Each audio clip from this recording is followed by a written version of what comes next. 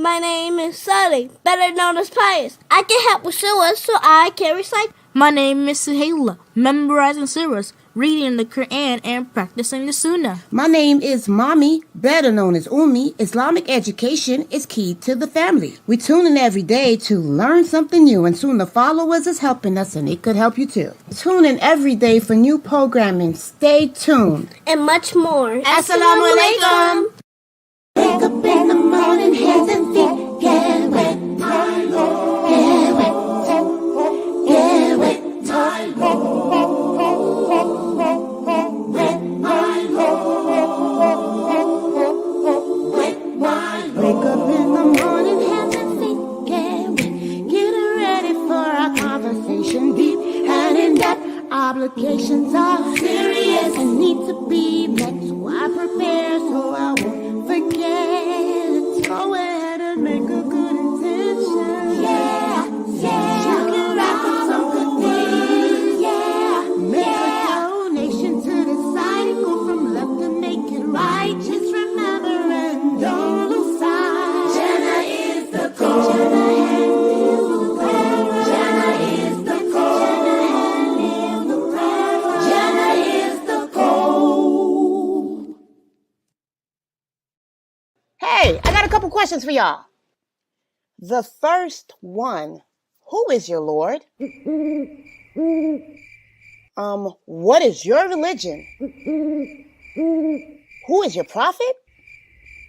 Now, I know this sounds crazy, but if you're one of those people that have been trying to get information and you come across this, or even this. All right, take a listen. Assalamu alaikum. I am Sister Laila Nasheeba, the Managing Director and founder of Sunnahfollowers Online Islamic University. As you know, we have classes every day beginning at 6 p.m. Eastern Standard Time. And we cover everything from Aqidah, which is your belief system, to Seerah, which are the stories of the Prophet, Sallallahu Alaihi Wasallam, the story of the companions. Please join us every day beginning at 6 p.m. Eastern Standard Time. And we are broadcasting and streaming live on Facebook, YouTube, LinkedIn, DLive, Trovo, and Twitch. Assalamu alaikum wa rahmatullah.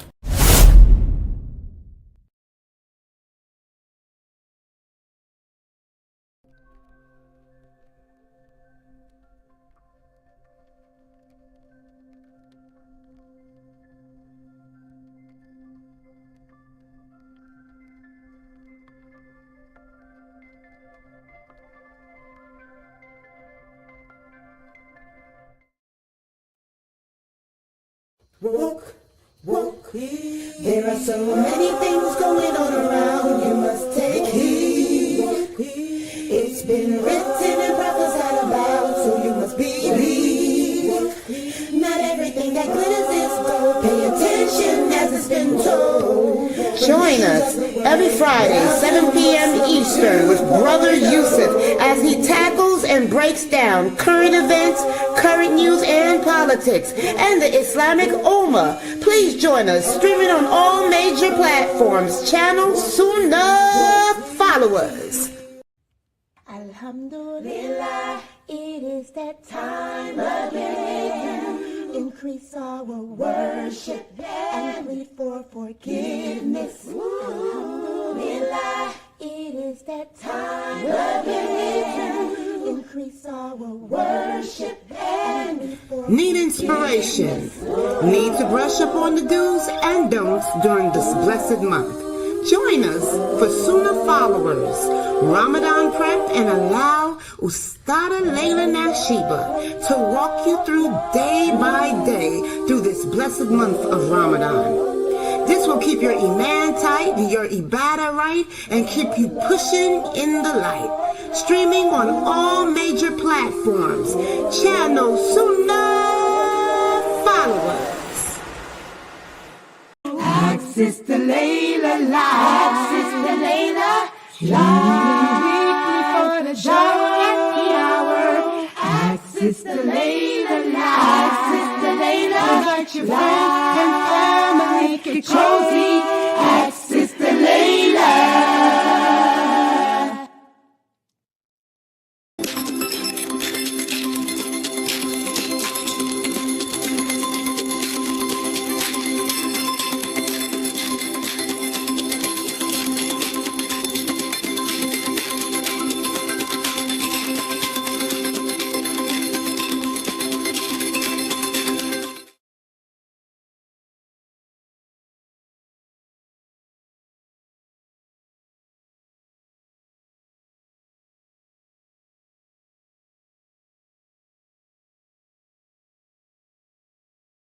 I'm sorry, guys.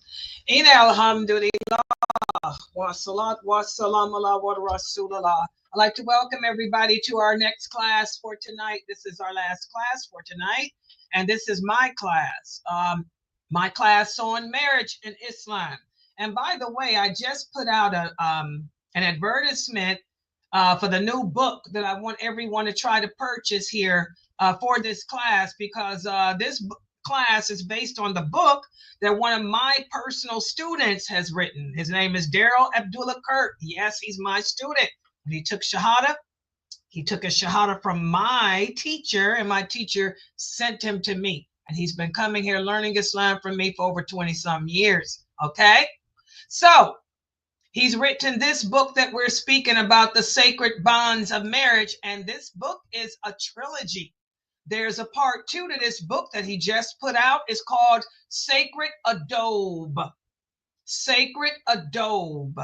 And that book is available on Amazon for just $11. His books are very inexpensive. And what we're going to do in part 2 of this trilogy is go into how to maintain an Islamic home. You know, what the Islamic home should consist of. This book, Sacred Bonds, was about marriage, the conditions of a valid marriage contract, the role of the guardian, all of that, why we marry, how to marry Islamically. This was the rules and laws on that. So now, after a person gets married, you have to live together as husband and wife and try to procreate and raise kids upon Siratul Mustaqim.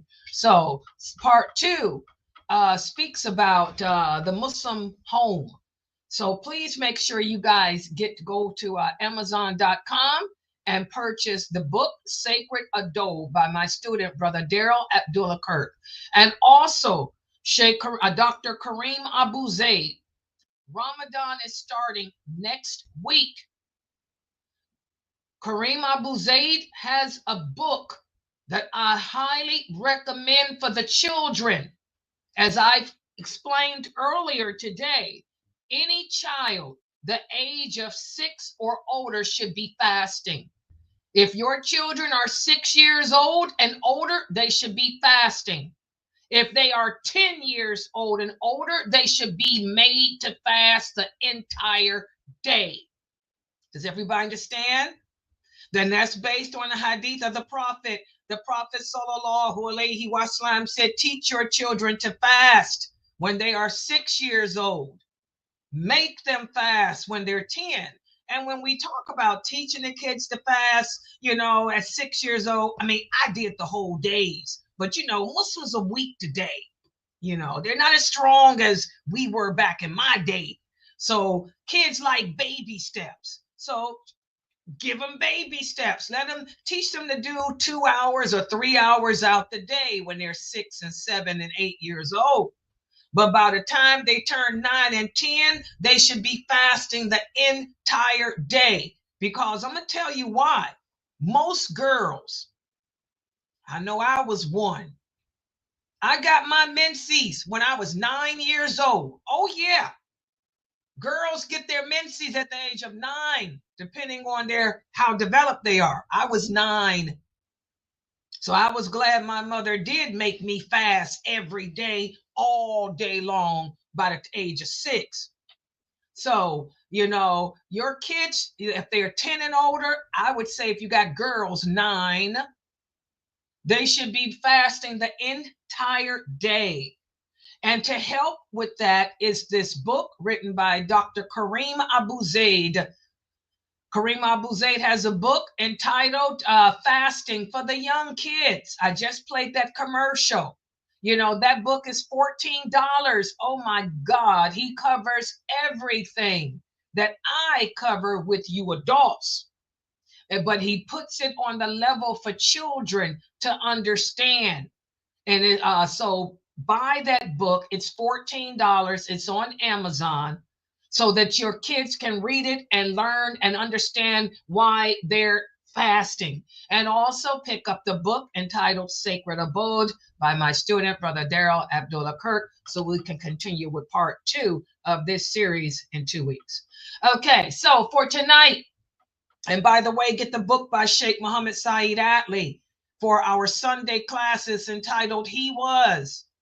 That's on Amazon too, and it's only $6. It's gives a description of the Prophet Muhammad sallallahu alaihi wasallam, and we're using those hadiths for my hadith class with the children on Sunday. So get all those books. You know, we're gonna spend this Ramadan really studying this deen. Okay, so for tonight, let's get started on tonight's topic. Let me put the PowerPoint up on the screen. It's not going to be long because I have some things I need to do. Okay. Sister Laila, I have a quick question. Yes, go ahead. So my question is, you have like, say you have a 7-year-old, but he's autistic and he's not understanding that what the fasting is, but he will still eat. Okay, first of all, if you have a child that's autistic, the pen is lifted. He doesn't understand anything. So that autistic child does not have to pray. The autistic child does not have to fast because he's severe autistic, are you saying? Or he's the pen is lifted for anyone who is mentally ill or developmentally disabled. So if you have any developmentally disabled children, you know, the pen is lifted. They don't understand anything. You know, you don't have to make them, you know, fast, pray, or nothing else, because it's abuse then, and you go to jail. You'd have people like me. That's the field I worked in before I retired. You'd have to deal with a Laila Nasheeba who's not Muslim knocking your door saying we taking your kid. Yeah, because I was gonna say, like, I can do my 5-year-old. She's a girl. She's about to be 6. Yeah, I can do her, but I'm like my anybody that's if he's developmentally disabled, right? Yeah, he doesn't talk. Yeah, he's no. Don't you dare, girl. You will lose your babies. You have somebody like me knocking on your door, taking them babies away from you. Yeah, because I just wanted to ask. I'm like, oh, isn't that a child of neglect? Like. And we're going to talk about that next week too, because there's some people who are exempt from fasting. Okay. And just like I said, the schizophrenia, I got some schizophrenias in here. You guys better not even attempt to fast either. Bipolar people don't even attempt to fast either. Mental illness like that and developmentally disabled. These are beautiful kids that Allah has given to you to see just what you're going to do with him. Because if you raise that kid right, you know, and work with him, teach him his self-help skills and be patient with him, that beautiful child you have will be your ticket to paradise, sister. Yeah, the pen is lifted for him because he's not aware of nothing. He's just a test. Why did Allah give him to you? He's a test. Allah gave him to you to test you, to see if you can take advantage of this beautiful gift of autism and make it your means of paradise. How fortunate you are. I just retired from that field. I miss my clients. You know, my clients, they'll call me every now and then, Case. They still call me Case because I was their case worker. Case, we miss you. Case. Yeah. You know, may Allah bless you and your husband and your other kids and everybody, because that's a gift. That is a Yes. gift that you have, girl. I It's love. it's a lot of work. Yes, but it's so rewarding. I miss my babies. I miss all my autistic clients. Oh my God. And he'll always, no matter how old he get, he'll be your baby. That's the good thing about it. You know, y'all know my client that thinks I'm his wife. He's older than me, but he'll call me on the phone. How are you doing, wife? Like, he don't even know what a wife is. I miss them. Girl, you just brought some. May Allah bless you. You made my heart happy because I just realized I really miss my clients. I need to go visit them. I can go visit them. Okay, but alhamdulillah, yes. So if you have any type of developmentally disabled child, don't worry. None of this applies to them. They're just your test to see if you're worthy of paradise. You know, inshallah, they'll be there. The question is, will you come with them? Think about that. All right, so let's put the PowerPoint up on the screen. Yeah, y'all know I miss my clients. And now watch, you know, that people at my job, they watch me on the internet, and my clients like to watch me. Now, I'm telling you, they're going to probably call me tonight. I'm going to probably get a couple of phone calls from my ex-clients. Okay, let me put the PowerPoint back up. Can y'all see this? Okay. All right, let's make the screen bigger. Yeah, it's not going to be a long class tonight. Tonight, and this is really amazing because we're at the end of this book. That's why I'm telling you guys, go to Amazon.com and buy part 2 of this series. It's entitled Sacred Adobe. Because what Brother Daryl Abdullah Kirk does is he ends this book like an intro to the second of the trilogy, speaking about the Muslim home and the importance of establishing, you know, a great Islamic home. And that's what we're going to speak about tonight, inshallah. We have to understand as Muslims that our homes are not just physical spaces. They are blessings given to us by Allah. And Allah mentions what a blessing the home is. He tells us in the interpretation of the meaning, and Allah has made an abode for you in your homes. Oh, I love this. This is one of my favorite verses of the Quran because Allah knows my home is my abode. You know, I'm a homebody person. You know, I don't like to be out in the streets. I don't like to go out the house. I turn my home into an oasis. I'm high class. I love luxury. I am modern luxury. I keep up with the times and I want the best in my home. The best, most beautiful home. I need the granite counters, which I have, the wooden floors, which I have, the fireplace, which I have, the cathedral ceilings. I'm all into that, the glass and glamour, because this is my retreat. I am not one of those type of women that like to go out and visit. Oh, you would never find me visiting and knocking on people's doors, hanging out in the streets and the malls. You know, I shop online. I love to shop, but I shop online. Okay, I do everything from my home because, like Allah has said, He has made an abode for you in your homes. The home is where we find peace. The home is where we find solace. The home is where we find so many virtuous benefits. And as believers, as Muslims today striving to become believers, we have to protect ourselves and our families from the dangers of the hellfire and from the burning punishments that await those who neglect the sanctity of the home. What's out there? Nothing's out there but trouble. What's out there? Nothing but trouble. You know, so we really as Muslims, and this is something that a lot of you new shahadas struggle with. I was born and raised Muslim. I've always been homebody. I've been in my house, never was outside, and I love it. But a lot of you are used to being out in the streets. A lot of you sisters tell me that you used to club, you used to party, you used to go on cruises, you used to go traveling all over the world. And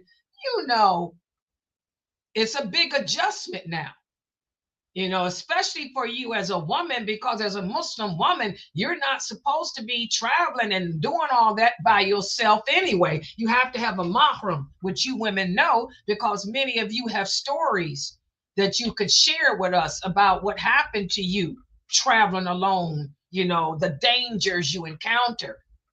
So the home is a haven for us as Muslims.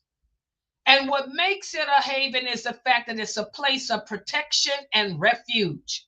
It's the place where the woman can be herself.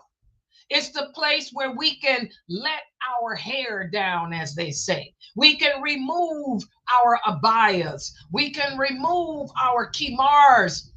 We can shake out our hair and just be free. You can bring out the wolf in yourself. Okay, for those of you who are fantastical like me, okay, you can just be you. You don't have to put up that tough exterior like myself. I'm a daya. You guys see me on this internet. I have to maintain a certain demeanor. I have to put up this rough and tough exterior. And you guys know why, because you're here. You see what I have to deal with from the awliya of shaitan. Well, alhamdulillah, once the lights go out, once the camera goes off, I can be myself. I can be the sweet, soft, sensitive Laila. And I'm safe. I don't have to worry about anyone following me. I don't have to worry about anyone scamming me, nuking me, or trying to take me out or take me down. So the home serves as a significant role in our lives. It's a place to protect ourselves from the evil of the others, and also to protect people from our evils too, because all of us have some bad qualities, So we got to learn to make our homes our retreat. And that's something that a lot of Muslims I know struggle with. And remember, guys, the Prophet Muhammad sallallahu alaihi wasallam, he emphasized the blessings of a person that can control their anger, can control their jealousy, control their tongue, and all of that, and whose house is sufficient for them, and who weeps over their mistakes. Your home, it should be sufficient for you. Everything I need's right here in my home. I got my own exercise room, literally. Got an exercise club here if I want to go to it. Swimming pool, sauna if I want it. Clubhouse if I want to hold a dinner and invite just my select friends like Latifa and Carmetta over and entertain them in the clubhouse. I can do that. My home is sufficient. Okay?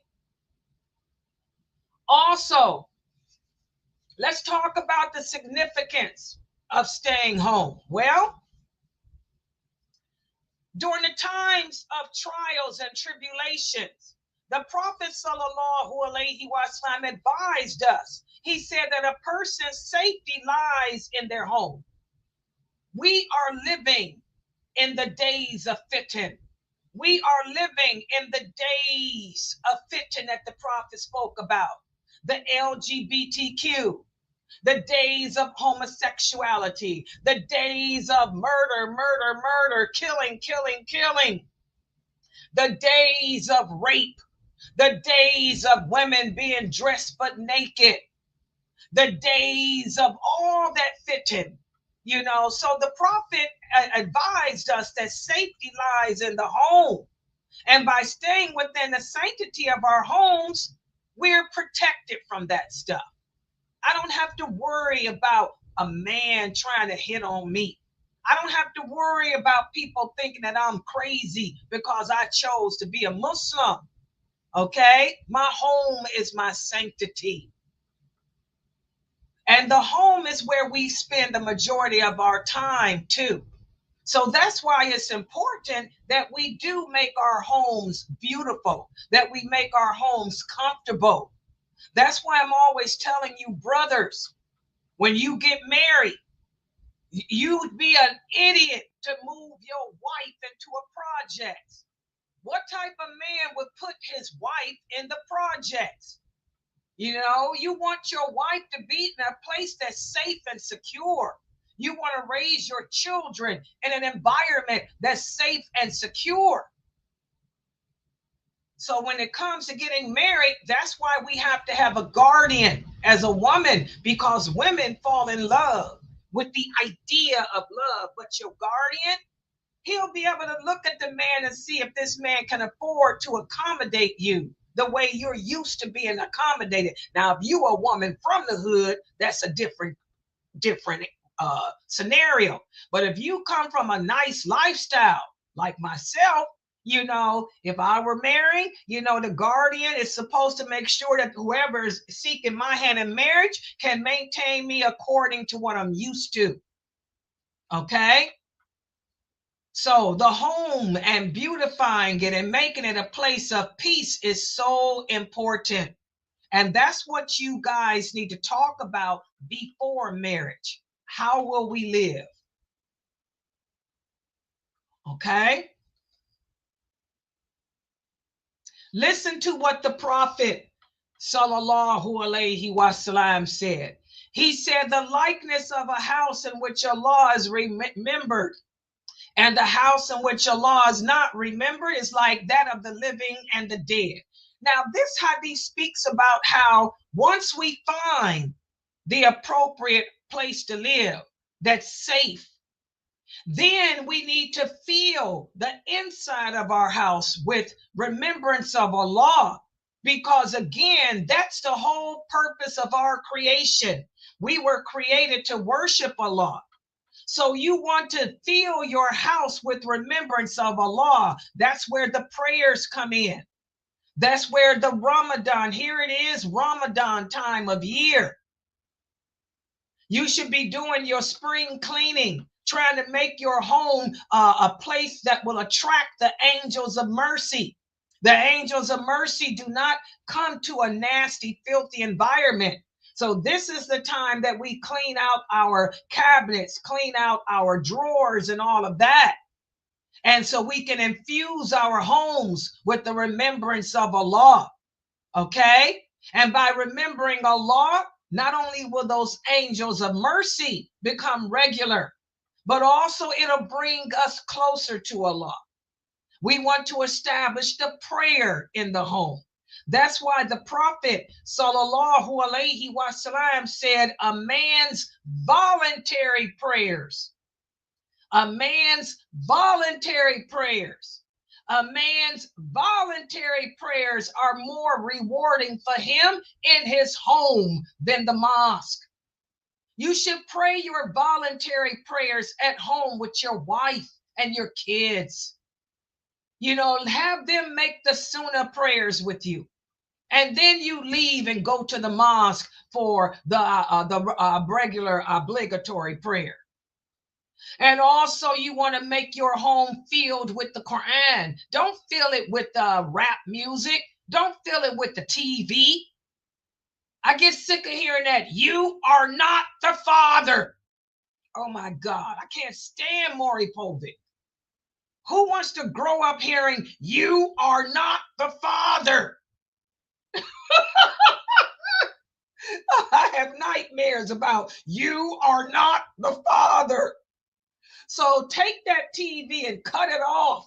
You know, all that cussing and profanity and sex and crap on TV, and instead replace it with the Quran. You have surround sound.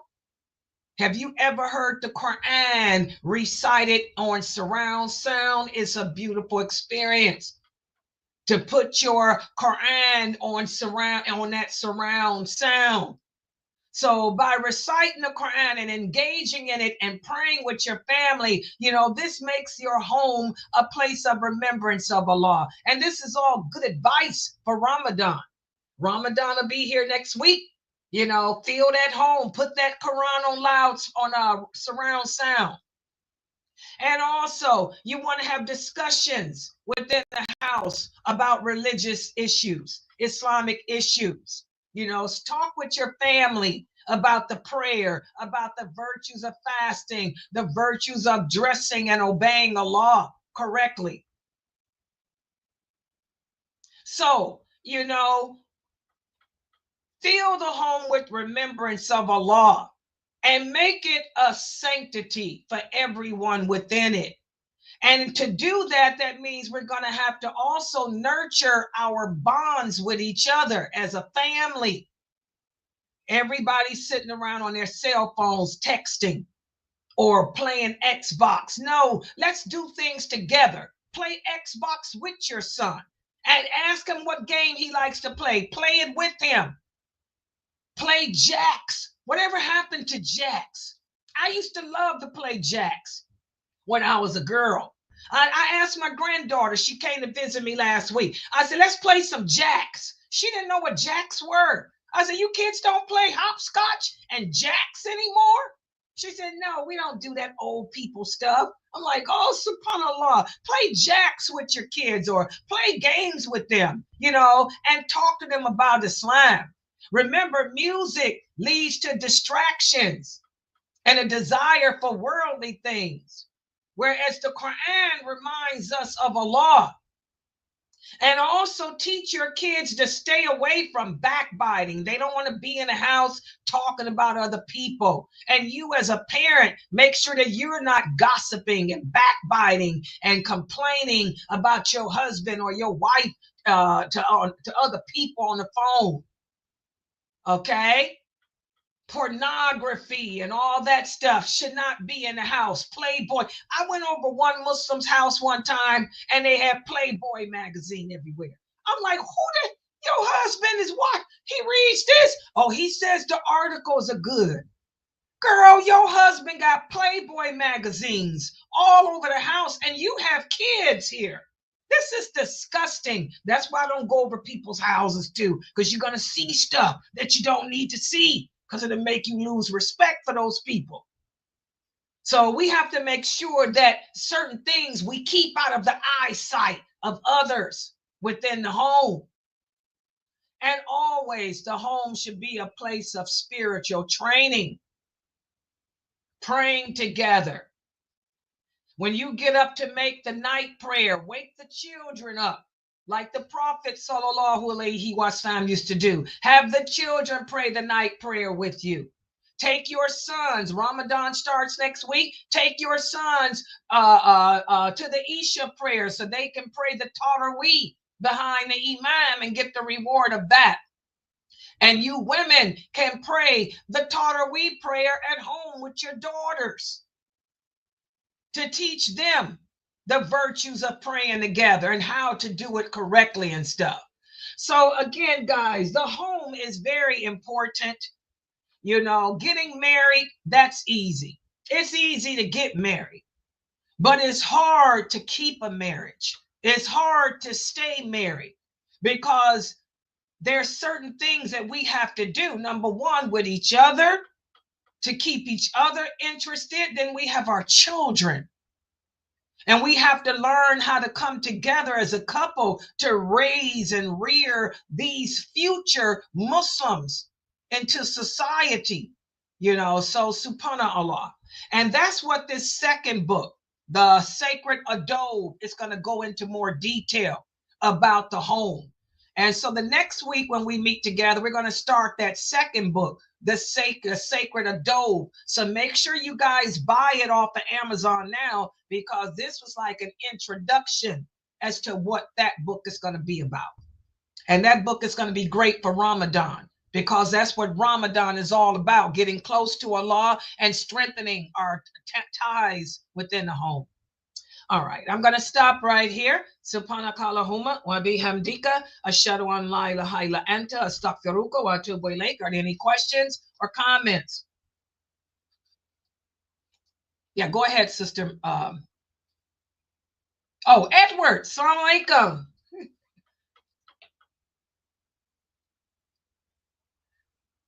Oh, you did? Okay, yes. I'll say it again. There's some people. Okay. There's a couple of other people who just came into the new Shahada Reddit group. At late, Brother Edwards asked me to re-say that about the developmentally. Yes.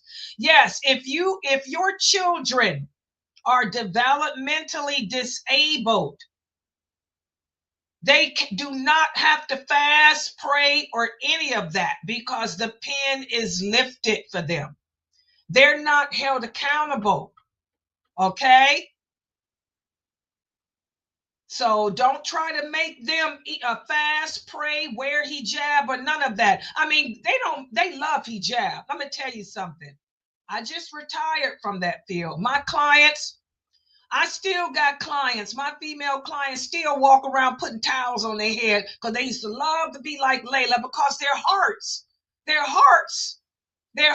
know the truth. Their fitra's in their heart. So the girls probably love wearing hijabs when they leave the house. That ain't no problem. But don't try to make them pray or fast or any of that because they don't understand that. They're not there cognitively. They're not there. Yes. You didn't, are you glad? Oh, you didn't know?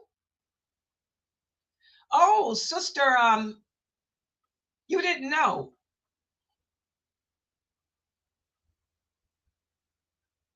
Well, I'm sorry. This sister here, guys, you can't see what she's typing because she's in the Reddit group. But she's saying that she's been struggling with this ever since she converted to Islam because no one told her. She said she's been forcing her child to pray and learn Fatiha when they can't even speak properly. Oh my. No, this is how they're gonna get a tantrum. They're gonna be screaming even more because you're forcing them to do something that they don't know about it. This is a wow. Do you mean to tell me that some imam told you that? She said that she was told that she had that is true, Sister Laila, because some imams did say that if your daughter or your son is not talking, they said as a parent, as you in the house, you should teach them. Because somebody told me for my 5-year-old, but she what happened to your sound? Okay, go like ahead. she can talk. My 5-year-old can talk, and she's autistic, but she can talk when I'm praying.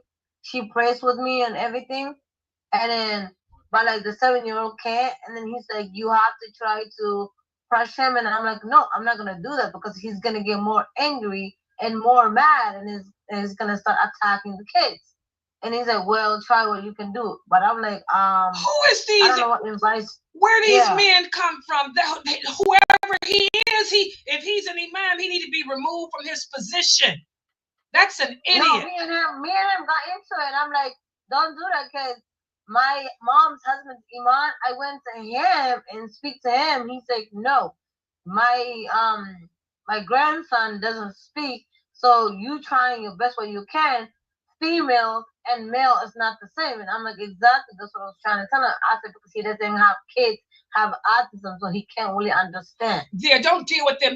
Those children's heart, they're developmentally disabled. Their hearts and their fitra is innocent. They're not held accountable for nothing. Do you hear me? You don't make them pray. You don't make them fast. You don't make them do anything. Subhanallah. These people are crazy. Y'all see why Allah has sent this war. You end up losing your children. That's what I did for a living. Subhanallah. Yeah, I got some of my co-workers in here. Get a life. My ex-co-workers are in here. Yep. Oh, wait a minute. Hold on, guys. See, I told y'all every time I do, they watch me. I'm from my old job, and I got a couple of my clients here. Salam alaikum. You being good? You being good, girl? Yes, you still Layla's baby. You're still Layla's baby. Now, this one is 30-some years old, but her mental state is still 8 years old. You still Layla's baby. Layla's baby. Yeah. Yeah. Don't listen to them. You know, that your kids are not held accountable, and you don't make them pray. You don't make them fast. You don't make them do anything. Your job is to take care of them, to show them as much love as you can show them, as much patience as you can. Try to teach them as many self-help skills like how to bathe, how to eat, how to dress themselves, and try to deal with whatever their behaviors are. You know, make sure you give them the medicine, that whatever has been prescribed for their behaviors, to try to keep their behaviors together. You know, that's all. But none of this, no religion on them. No religion on them, because their hearts, all their fitra is there. Subhanallah. How dare these men? Awa, you had that issue too? No, never. What's kind of wrong with these people? They're crazy. I mean, that's crazy. That's why we have to be careful where we take our knowledge of Islam from, guys. Everybody, just because a person claims to be a mufti or an imam, don't make them truly that. Islam is a beautiful way of life. Islam is not hard. Islam is not oppressive. Man is hard. Man is oppressive. Oh my God, poor baby. But the thing is, Sister Laila, the kid, when you're trying to do something, or like when you try to tell a kid something, he understands or she understands. As a parent, you gotta know the emotional. Right. What is this kid going through though? Because you are the one carried this child 9 months. Exactly. Someone else would not know better your son than you. You know, and you are the one dealing with it every night, every day as a parent. So if other people tell you something or say something, it doesn't matter what they say, and their words don't matter, because you are the one there for this child no matter what. And that's why Allah gave him to you. If you protect him and guard him like you're supposed to, like I said, he could be your ticket to paradise. Don't you allow nobody to try to tell you how to deal with your developmentally disabled child. Exactly. And nowadays it's more kids with autism, and some parents are getting so angry, like beating the kid, because they don't even know how to handle it. Because of their anger, they're trying to take on the child. But I told one of this, my friend, I was like, God, He blessed you with the child, with the kid, to test you how you are, how your patient is. She's like, how do you do it? I can't even do it. He's so annoying. I said, you know, at the end of the day, God can take it away from you, because He's testing you to see how much patience you can have for this child. Exactly. And also there's agencies that help. There's help out there.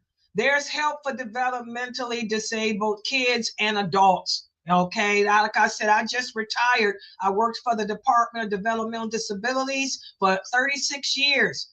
I worked with the children and adults. There's agencies out there, state agencies and county agencies that will provide help to you on how to handle them and all of that. But as far as these Muslims who don't know nothing about the cost of tea in China, they don't even know about Starbucks. You know, they don't know that Starbucks ain't got nothing to do with Israel. That's how stupid these Muslims are. Like, you know, don't listen to them. My friend, her sister, she's 31 years old, but and she has autism. Her mind is like a 10-year-old. Like my clients here. And people make fun of her. And I say, you know what? You know, like, she's 31 years old doesn't mean, like, I said she has problems. She needs help. And I'm the only one understand her, because I'm like, I have a child and I deal with it myself. And I'm like, you guys need to know that, like, she's 31, but she has she's 10 years old. Means like that's a disability. Yeah. They're like, oh, what is that? And I'm like, you won't understand until God gives you a kid or a daughter like her. Or the law takes their life, because you know the way to treat the developmentally disabled badly, that's a serious sin. Allah does not like oppression. Oppression will be a darkness on the day of judgment. You know, they take advantage of the development disabled. A lot of my female clients have been molested, raped, and all sold and all kind of stuff because they're not there. They may be 30, 40, 50, but they're 10-year-old kids. You know, 6-year-old kids. I got some. Like I said, the guy here, he thinks I'm his wife, and he's older than me. He's what, 70? But his mind is on a 10-year-old. He thinks that Layla's his wife. You know, and he's typing, they type it for him in here, my baby. I can't say his name because HIPAA policies. I can wave at him. They watching me on the camera. Y'all gonna get in trouble at the job too, because y'all supposed to be working, not on YouTube. But yeah, that's a whole big problem in America. The way America treats the developmentally disabled, the mentally ill, and the elderly. That's America's 3 problems: the elderly, the developmentally disabled, and the mentally ill. They are treated so terribly here in America. But other countries are worse. They throw them on an island in Morocco. They kick them out in the streets in Egypt. They throw them out in the desert in Saudi. So Muslim countries are worse. All right, guys, I'm going to log out for tonight. And for my ex-clients that done joined, Layla loves her babies. Okay. And subhanAllah, guys, tomorrow is Monday, right? Tomorrow, I'm going to do the Ramadan prep, and I'm going to go over the rules of fasting with you guys. And then also tomorrow night, my How to Pray class. Yes, that's tomorrow too, Brother Edward. Yeah, post that up on the Reddit group. Let them know that the Ramadan prep is 6:30, and tomorrow I'll be reviewing the prayer stuff with them. And if they got any questions, to bring that to the Reddit group, inshallah. All right, let me show the 2 books again. You don't know the name of, they're right. Well, I didn't put the name. Let me show the commercial. Here they are. You want to see how they look? Yes, Dr. Kareem's got more than 1 book. Okay, I'm gonna show the commercial so you can see the picture of this one. Where is it at? Okay, this is the one for the kids, not that one. The one you're talking about is for the adults. You can get that one too if you want for yourself. But the one I'm talking about is he wrote for the kids. Let me show you the commercial. Here it comes. Here it comes.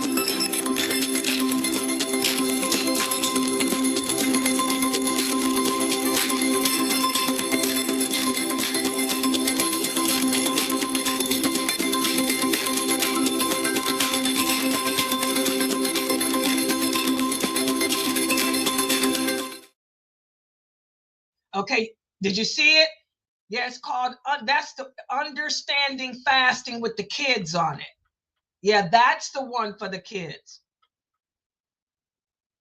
You see it? Okay, you ordering it now? Okay, yeah, that's the one. Understanding Fasting. Yeah, he's got another one, I think, for adults, but this is the one I'm advertising for the kids. Yes, and if your children are 6 years old, they should be fasting. I did the whole day, sorry, but I know kids are weak today. You can start them off with 2 hours or 3 hours a day or something like that to teach them. But if your kids are over the age of 9, you should make them fast the whole entire day. Yes, just like the prayer. Exactly. That hadith goes for both. The Prophet ﷺ said, teach your children to pray, teach your children to fast. When they're 6, make them pray, make them fast when they're 10. But I say 9 because a girl gets her menses at 9. I know I did. You gotta, and then hey, you gotta fast and pray, period, whether you like it or not, literally. Exactly. Yeah, you're welcome, sister. May Allah bless you too. Oh, I did? Alhamdulillah. She said I made her feel better about her kid because they was making it so difficult. Yeah, anybody that makes this religion difficult, that's somebody you know to stay away from. How can somebody tell you that you have to force a child that doesn't understand right from wrong or wrong from right to do anything. These people are crazy. Something wrong with him. All right, guys, I'm going to log out for tonight. Inshallah, I'll see everybody tomorrow. Subhanakallahumma wa bihamdika ashhadu an la ilaha illa anta astaghfiruka wa atubu ilaik. Assalamu alaikum. That's